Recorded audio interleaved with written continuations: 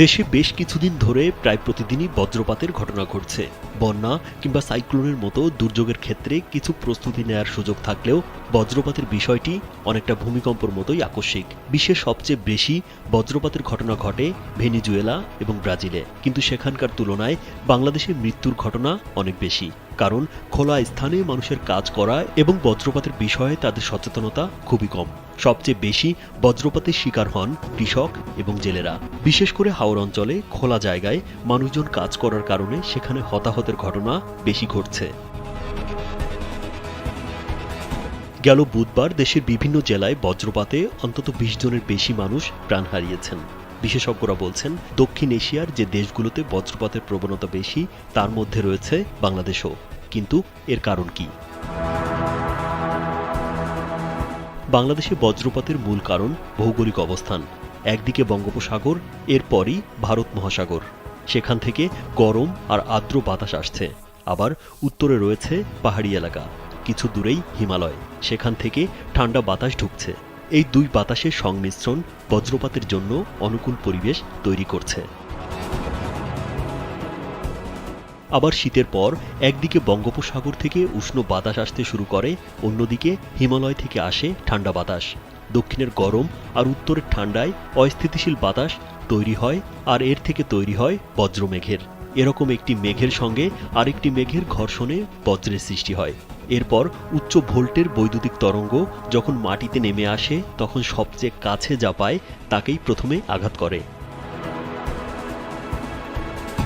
উদাহরণস্বরূপ বলা যায়, বজ্রপাতের সময় যদি একজন মানুষ একটি গাছের পাশে দাঁড়ায়, তাহলে ওই গাছের ওপর প্রথমে বজ্রপাত ঘটবে।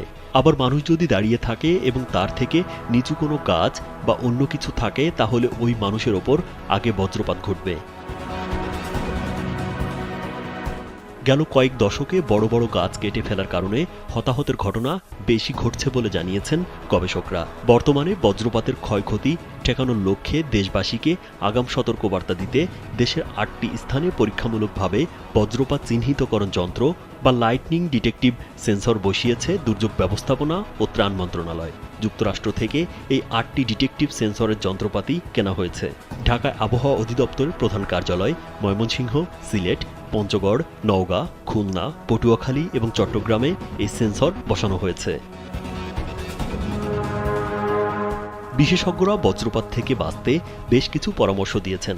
তাদের পরামর্শ, বজ্রপাতের সময় খোলা জায়গা, খোলা মাঠে কিংবা উঁচু স্থানে থাকা যাবে না। বজ্রপাতের সময় ধান ক্ষেত বা খোলা মাঠে থাকলে তাড়াতাড়ি পায়ের আঙুলের ওপর ভর দিয়ে এবং কানে আঙুল দিয়ে মাথা নিচু করে বসে থাকতে হবে। উঁচু গাছপালা, বৈদ্যুতিক খুঁটি, তার বা ধাতব খুঁটি, মোবাইল টাওয়ার ইত্যাদি থেকে দূরে থাকতে হবে। কালো মেঘ দেখা দিলে নদী, পুকুর, ডোবা এবং জলাশয় থেকে দূরে থাকতে হবে।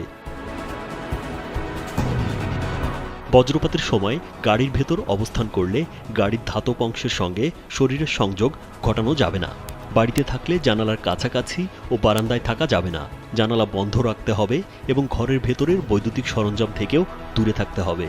বজ্রপাতের সময় mobile, laptop, computer, landphone, TV, fridge সহ সব বৈদ্যুতিক সরঞ্জাম ব্যবহার থেকে বিরত থাকতে হবে। বজ্রপাতের সময় শিশুদের খোলা মাঠে খেলাধুলা থেকে বিরত রাখতে হবে। বজ্রপাতে কেউ আহত হলে বৈদ্যুতিক শকে আহতদের মতো করেই চিকিৎসা করা হয়। প্রয়োজনে দ্রুত হাসপাতালে নিয়ে যেতে হবে।